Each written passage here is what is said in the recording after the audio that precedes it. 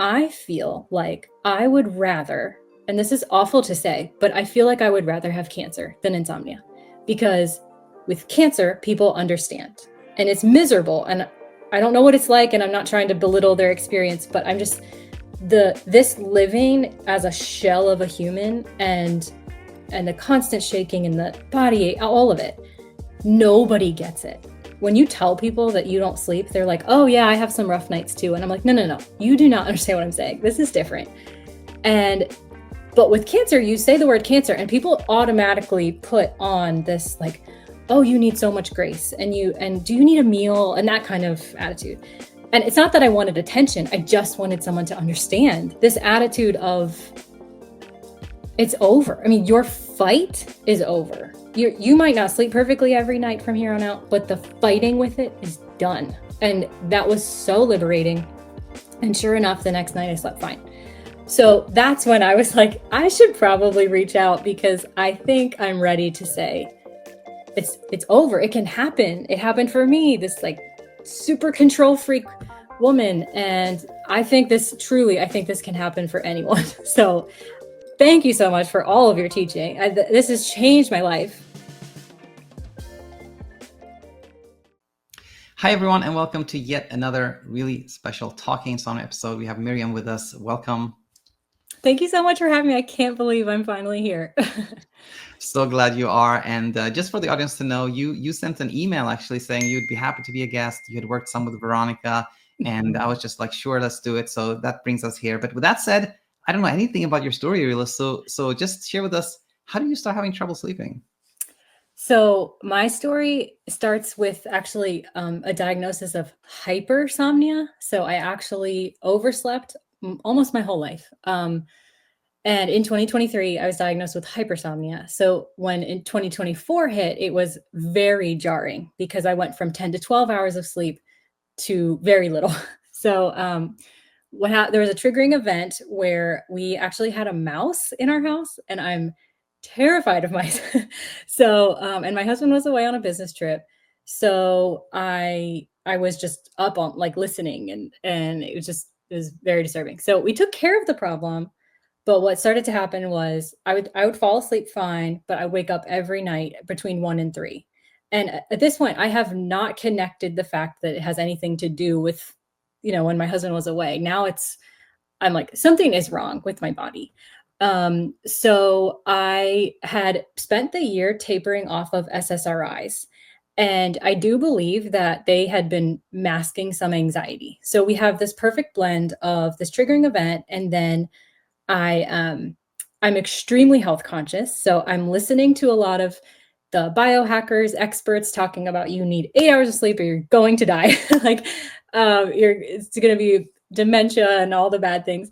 And in addition, I now don't have this safety net of these SSRIs sort of like holding me afloat from dealing with the anxiety. So it was just a perfect storm. So that began my process of like, I have to fix this. So at that point, my sleep looked like I was falling asleep okay, and then 1 in the morning to 3 in the morning, waking up somewhere in there. And you were awake for just approximately how long? So for the rest of the night. That was like my wake time from that point on. Yeah, it was pretty ugly. So then I kind of went down this rabbit trail of I need to get more control of all these areas. Like at that point, it was diet and exercise and sleep.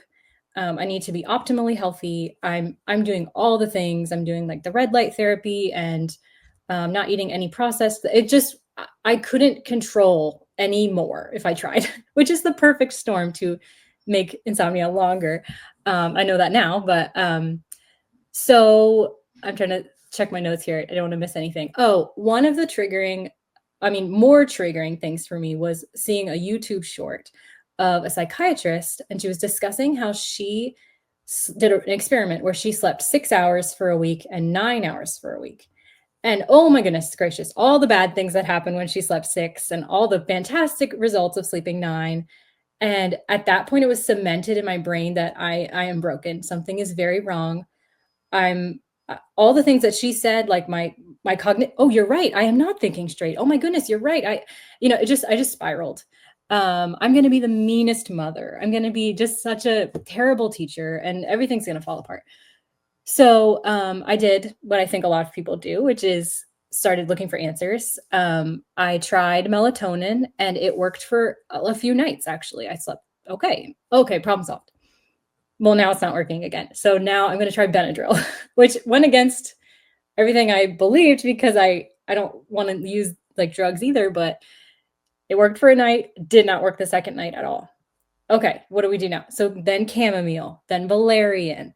Now I'm talking to a functional medicine doctor. I'm like, well, it's got to be something, So she gives me some supplements. Oh, she was the one that did the valerian root.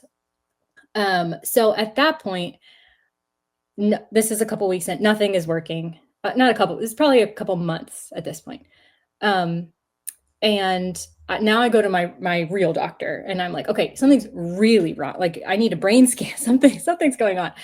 And she found, she did some labs, and I have a pre-existing condition, and she found that my hormones were in the tank. They were just terrible. So I'm like, oh, got it. Okay, it's my hormones. So I went on some bioidentical hormones, they're very close to what your body makes. And I emailed her the next morning, and I'm like, you solved it. You solved my problem. I'm sleeping phenomenally. I slept like a dead person last night. I woke up and the sun was out. It was great. And she's like, oh, great. I'm so happy to hear that.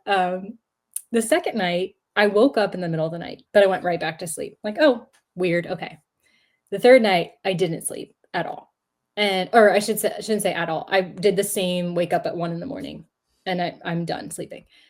I'm so devastated at this point, because what else is left? So I had a magnesium lab from the blood test, and it said it was normal, but I'm like, I have to be deficient. So this is my last straw. I'm doing magnesium, and it really did help for a full 2 weeks. And I said, this was the thing. I just kept saying that over and over.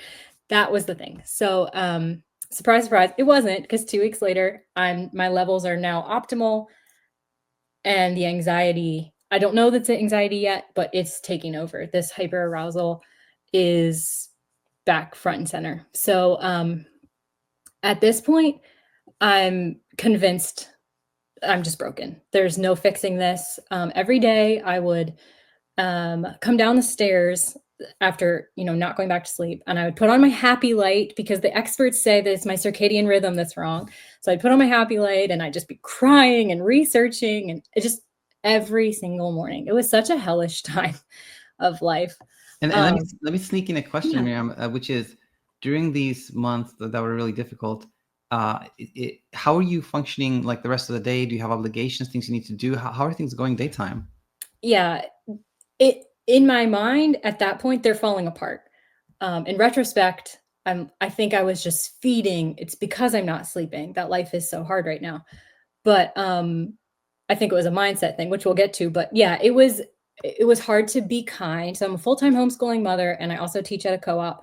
So it was hard to just not be irritable, because I made everything kind of about me. Like, I'm not sleeping, so make my life easier, sort of. It just became very selfish, and just very self-centered, and like, you don't understand, I'm going through this thing, and nobody understood. That was another piece. But I got things done, but I wasn't appreciating that things were getting done. I was just stuck on my headspace. So no, thanks for that. That was very helpful. Thanks for asking. Everything kind of blew up when we had dinner with friends, and we had our children with us, and our friend said to the kids, hey, don't eat too many Danishes, because it's getting close to bedtime.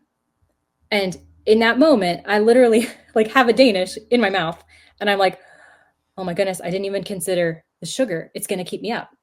And I kind of put it down, and we're talking and everything, and we're wrapping up. I'm walking out the door. I'm walking to the car, and I realize my whole body is shaking. We get home, and I'm a wreck. And that was my first panic attack. I'm pacing the room. I remember hearing a testimonial by a woman named Lauren, and I'll come back actually, but she talked about pacing her room and panicking and shaking and crying, and that was us at this point. So my husband, who doesn't have trouble sleeping, he stayed up all night just rubbing my back and trying to soothe me. We were like, what are we going to do? We have to do something. So that was the first night I didn't fall asleep either. So at that point, up until then, falling asleep was fine. Now I'm panicked and I'm not falling asleep or staying asleep. So that's when my 2-hour nights started. So we put a chair in our room, and all the Google results, which I have memorized at this point. Like, I know the sleep hygiene thing, don't stay in bed if you're awake. So I would get out of bed and I'd go to the chair and try to read. I don't want to read in the middle of the night. I don't want to be away from my husband in the middle of the night. So that wasn't going to work, but I didn't know I had the freedom to not do that yet. So it's just getting worse. And I would look at the chair and I would look at my bed, and my room was so not a place of peace of any kind. So long story short, the next morning we went to urgent care, and I said, I'm spiraling. I need help. I need to fall asleep. So he said, and I should mention too that you asked how I was functioning. One of the things I noticed was my adrenaline was so high, and I didn't know that was it either, but I was just functioning in the world shaking. Like, that was a new thing I did, and it was very alarming. So the urgent care doctor is watching me shake, and I just need sleep. I just need sleep. I couldn't nap. Like, I never crashed. I was just always up here. And so he said, oh yeah, we need to do something. So he prescribed hydroxyzine. And he said, this is actually used in anesthesia. This will do it. This will do it for you. Oh, thank you. So I went home, and it did not do it at all. So I just had no idea what to do at this point. But this is the turning point of my story, because in December I don't know, it came across my feed, Alina's channel, Fearless Sleep. And during that time I had been watching her and kind of learned, like, what is she talking about here? But it didn't make a whole lot of sense to me, because I thought, I cannot befriend wakefulness, because wakefulness is the enemy. Wakefulness is why I'm crying all the time. It's why my body hurts. Like, just the aching of not resting. It's why I'm so miserable. How can I be friends with it? But of course, the algorithm is helpful in that it also led to your material and some of these testimonials. And so in the background all this time, we're talking about like January, February now, I'm hearing these stories. I'm listening to the people that have overcome or, really become immune to insomnia.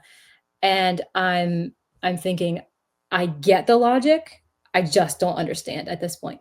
But I keep listening and I keep listening.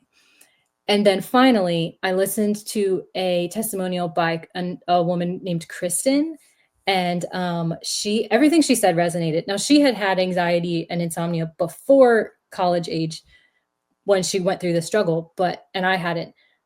But everything about her, like, I have to fix this. And the more she tried to fix it, the worse it got.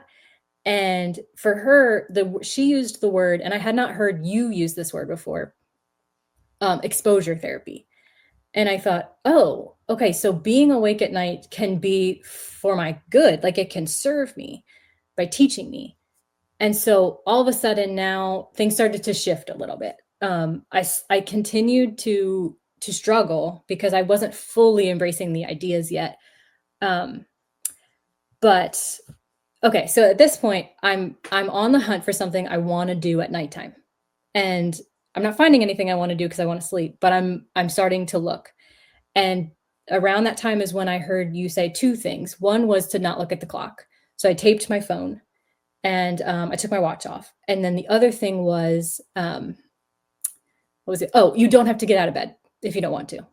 That was so liberating too. Like, the anxiety of like, oh, I have to trudge over. I mean, it was just across the room to the chair, but like this whole control of like, okay, I'm awake, I have to be over here or whatever. That I was just liberated from that. So that started to turn things a little bit, just in my own peace of mind. I'm still awake, but at least I'm not as freaking out. And so eventually I found that I did enjoy listening to sermons on my phone. So I'm a Christian, and I found that I could use that time like wisely, but in an entertaining type of way. I still didn't want to be up, but at least if I'm up, I felt like my soul is being fed. And at this point, I'm kind of in a crisis of like my spiritual walk is a little bit in a crisis, because on the one hand, my soul has perfect rest in what Jesus Christ has done for me. He paid for my sins, and I have peace. But my body is freaking out. So it was a very confusing time for me. There are a lot of Bible verses about how God grants sleep, and I'm like, but what about me? And just it was a very jarring time. But anyway, all that to say that while I'm going through all of this confusion, I'm watching another episode one of my mornings where I wake up and I have this stupid happy light in my eyeballs, like I have to fix my circadian rhythm.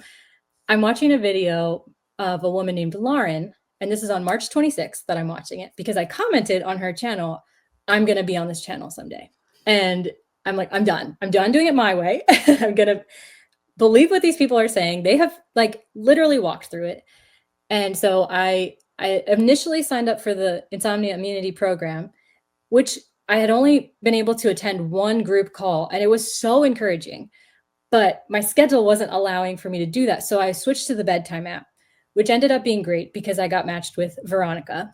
And I cannot tell you how thankful I am for that woman. The coolest part about Veronica is that I was telling my husband the day before I got matched with her. So I'm on the app, but I'm not quite matched yet. I told him, I feel like I would rather, and this is awful to say, but I feel like I would rather have cancer than insomnia, because with cancer, people understand and it's miserable. And I don't know what it's like, and I'm not trying to belittle their experience, but I'm just this living as a shell of a human, and the constant shaking in the body, all of it. Nobody gets it. When you tell people that you don't sleep, they're like, oh, yeah, I have some rough nights too. And I'm like, no. You do not understand what I'm saying. This is different.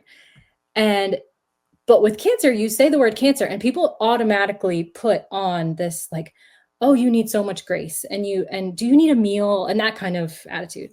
And it's not that I wanted attention. I just wanted someone to understand. So I get matched with Veronica. I immediately go and watch her testimonial. And wouldn't you know it, she says the exact same thing in her testimonial. I almost said, I wish I'd had cancer. And I was like, I just said that yesterday. So I was so thankful. I was so thankful to be. I don't even care what happens at this point out. I just know I'm understood, which is worth so much in this struggle. So I would reach out I'd watch read the little inserts and grow on my understanding. And then I would reach out to her and say, ask her questions. And she was so compassionate that it was training me how to talk to myself. So that was really helpful. And one of the things she reminded me of constantly is that my mind might understand what I'm learning, but my body is slow to catch up. So don't panic. Like when your mind is understanding, I'm not supposed to be worried. I'm not supposed to, whatever. It shouldn't alarm us that our body doesn't get it. So, okay. So now I'm switching to, I'm hyper aroused, and I'm not going to do anything about it. I'm just hyper aroused. And if I don't sleep tonight, I don't sleep tonight. That's fine. That's when I started to really embrace the teaching that like, watch what you can do with no sleep. My kids are educated and well fed. My co-op is going strong. I actually was asked this semester to join leadership, so I'm doing something right. Things are okay, and I'm kind of like telling myself this, reminding myself, and then one night I said to myself, I think I should take a melatonin and a hydroxyzine, which I'm not taking it. I'm not taking anything at this point, but I have them. I'm like, maybe I should just like take those and knock myself out. So I said, and my husband's like, they didn't work before. Why would they work now? And I'm like, I don't know. I just like, maybe I should. And what ended up happening was I didn't take them. And so I said to myself, well, you didn't take anything, so you're not going to sleep. Who cares? And that was the first night I fell asleep. And I woke up in the middle of the night, normal, sometime in the morning. I don't know, because I don't have my watch anymore. I woke up and okay, I'm awake. I turned on a sermon, and I didn't even get 5 minutes into the sermon before I fell back asleep. And woke up again. It had finished, so it had to be at least like an hour-ish. Turned on another one, fell right back to sleep. Like, it was totally brand new experience for me. And this keeps happening. And now I'm like, like, look at where I'm coming. Look what's happening. So back to Veronica with like, okay, I think I'm kind of getting this, but one thing I don't understand is, when does the actual anxiety go down? Because I'm sleeping a little bit, but I'm sleeping almost despite still feeling anxious in my body. And once again, just with such compassion and grace, it's catching up. Look at how much it's learning already, and it's going to continue to learn so much. And so I stopped trying to force everything and just let go. So then I noticed I was reflecting on this time, and at 4 milestones. The first milestone was one morning I woke up and my husband was already out of bed. And that was the first time I woke up. So that means I slept at least until 4:30. That's when he gets up. And I just thought, oh, that is so cool. I'm not going to freak out, because tomorrow I might not. But today I did, and that's so cool. So, and then the second one was I took a nap. There was one day where I'm like, I'm beat. And I laid on the couch and I fell asleep, and everyone in the family's like, she's sleeping, like, this is amazing. The third milestone was we took the children to Washington, DC. And of course, I'm not going to sleep in a hotel. I mean, maybe someday, but I knew that with my children right there, I'm not going to sleep great. It's noisy, but I didn't care. The next day, and I slept some, but then the next day we went sightseeing.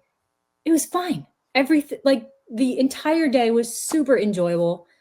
And there was my husband and I even commented on the fact that we're walking through these awesome, monuments in our country, and we're showing our children, and we're so excited.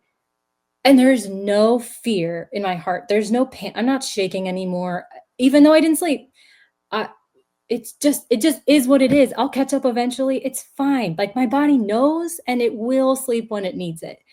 And then the last milestone was getting through my first speed bumps, which were one day, and I had messaged Veronica about it. One night, almost all the anxiety came rushing back before bed. I'm shaking, and I'm concerned about what if I don't sleep tonight? And part of my brain is like, so what? But I was kind of losing this kind of inner battle. And I messaged her the next morning, and I said, what was that? What was that? I was scared again. And she said, recovery is not linear, which I had heard before, but now I needed it again from her. And a night like that does not have to mean anything. It doesn't mean you're done making progress. It doesn't mean anything. And sure enough, she was right. And the next night, I was fine. And my second speed bump was kind of the opposite, where I fell asleep fine, but I woke up at night, not anxious, but I woke up and, okay, gonna listen to a sermon. So I put one on, and then another one, and then another one. And I realized, oh, I'm not falling back to sleep. But they're not a sleep effort. So I'm not like, oh, this is supposed to make me go to sleep. It was more of interesting, this isn't happening. And I didn't go back to sleep that night. And once again, the next day, the temptation was, oh, I lost all my progress. I don't know how to do this. But at this point, I'm just like, well, I don't know what tonight will hold, but last night I didn't sleep. Just this attitude of, it's over. I mean, your fight is over. You might not sleep perfectly every night from here on out, but the fighting with it is done. And that was so liberating. And sure enough, the next night I slept fine. So that's when I was like, I should probably reach out, because I think I'm ready to say, it's over. It can happen. It happened for me, this like super control freak woman. And I think this can happen for anyone. So thank you so much for all of your teaching. This has changed my life in a drastic way. I think it's also changed the trajectory of my family's life because, my kids will have a night where they don't sleep. And old Miriam would say, what? The experts say you need 8 hours. What do we need to, da, da, da, da, And now I'm like, oh man, I'm sorry you didn't sleep. You'll get them next time. Tonight you'll probably catch up. If not, the next night. And I'm giving them the sense that their bodies know what to do. It's fine. We're not going to stress about it, so that they don't have that seed of the pressure to sleep. And I'm just so thankful for that too. I feel like even the next generation is benefiting from that. And yeah, I just had to come on here and share that I want this for more people. So yeah, thank you so much. Oh, anytime. Wow, you told your stories in such a powerful and wonderful way, Miriam. Thank you. And that's exactly what I hope for everyone who finds us, that not only will it lead to leaving the struggle with sleep, but that it can change life in other aspects and change, and that, you can then, and people can pass on what they learn to other people, and things can just get even easier for people. But with that said, I want to ask you that actually, have you found that what you learned from this sleep struggle has helped you in other aspects of your life? Yeah, absolutely. I think that this was the first step in letting go of my identity as a control freak. So I think, I'll give you a good example. I've been a little bit of a psycho mom where like, okay, you can only ride your bike this far, just you're too young. And no, go ahead. I think my kids are seeing the ripple effects of, I am not in control. I'm not going to be an idiot and not regard your safety. But I think the spreading of, that might have some processed food. That party might have some processed foods, but we're just going to go enjoy ourselves. We're going to be with company and enjoy the fellowship and just, I'm trying to understand that the way that I was going was probably putting some seeds in my kids' head about what life should look like. They should have, these micro controls over everything and passing on that. And so I think what I've learned is if I can relax, they can relax. And that has come from this idea that the more I tried to grip onto fixing sleep, the worse it got. And the more I just hands off. I think overall, loosening my grip on life in general and just trusting. Like I teach them that God takes care of us. I wasn't living it in a lot of areas. It's so much. I was like, it's up to me for you to do the whatever and be safe. And no, it's not. So just, yeah, I think they're going to see a more relaxed mother in the years ahead, and not just mothering. I mean, even as a wife, just seeing my husband make some career moves and just, yeah, what do you think is best? Kind of not a, you can't do this, you should do that, whatever. Okay, we'll just let it be what it is. Yeah. And I think I'm just in general a healthier person, a more balanced person. Yeah, wow, you said so nice. It struck me when you said like I'm loosening the grip on life in general. That's very, very nicely said. And I want to ask you actually about the hypersomnia that you had been diagnosed with before, and that surely had some impact on your life. Like, what happened with that, if you will? I have no idea. Right before in literally the month of September of 2024, I explained to a friend, I can't stay awake. It's so hard to function. And I've now been to the doctor, and the only treatment is caffeine and caffeine coffee does nothing for me. But like, I think that's what they were saying was caffeine pill. I remember saying, no, thank you. I'll just figure out. So I couldn't exercise. That was really hard. Now I'm exercising, but yeah, it was, I don't know. I think it might've been related to the SSRIs. I'm not exactly sure, but it was my entire life. Like my college roommate would have the door open and I would be out like a light and people would be in and out. And, oh, I didn't realize your roommate was sleeping. And she'd say, no, it's just Miriam. She sleeps through anything. I would sleep through fire drills. I mean, to go from that, and newborns. I had 2 newborns and I slept great. So to go from living like that, I think the contrast was so jarring that's what really fueled some of this fear. But even that is gone. I almost have more of a healthy sense of like balancing my energy and just because when you start moving and you start exercising, it fuels more of it. And so even that weird side effect of insomnia and recovery from insomnia, I mean, overall, just generally healthier. And yeah, I have not gone back to that, thankfully. Um, it's a nice balance at this point. Yeah, no, So that's amazing, and it's wonderful to hear. And I'll just share some thoughts with you and everybody who's tuning in here. That, of course, we're all different in many mhm. ways. Like we all have different, like we're all different height, different ears, like different Yeah. shoe size, whatever, right? And I think surely we're all different in terms of like temperament, personality, and meaning. There's some people who naturally sleep a little longer and sleep deeper. Then some people who kind of by default are a little bit more shallow sleepers and things of that nature. But none needs to have any struggle whatsoever in life, right? So Right. maybe maybe you had a little bit of tendency towards being a deeper sleeper at some stage of your life, at least. We're all different, right? But Mhm, at mhm, some point we can identify these things in our life that we start thinking of as kind of a threat. And mhm. weirdly, even like on both ends, it can kind of magnify it, right? If we think Yep. like, oh my gosh, I'm sleeping too much, it's like Mhm. there's something inside we're trying to repress, and then Yep. the brain is kind of like, oh no, this is normal. Like actually, it kind of like makes us sleep even more harder, like because we're trying to suppress that on one end. It's the same thing can drive insomnia. I think of it something like that. So that when there's no more Absolutely. trying to control and repress, like things just Mhm. become more balanced. But Yeah. that seemed to resonate with you. Absolutely, yes. I think I was way overreacting. I can't exercise, I can't do it because I'm too sleepy, and now it's yeah, the opposite. I went through the opposite end, and now I'm in the middle, and Yeah, it's a good place to be. yeah, yeah. Wow. Nicely said. And maybe last thing I would ask you is, if you could travel back in time to when you started having struggles with sleep, then what would you tell yourself?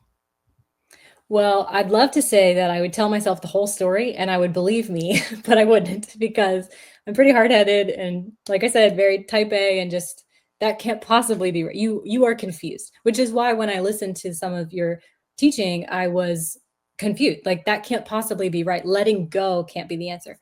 But what I would try to implore myself with is it's okay. Like if you're not sleeping great, um it's not a problem to fix. Your body just got less sleep that night. You might have been scared. That's okay to be scared.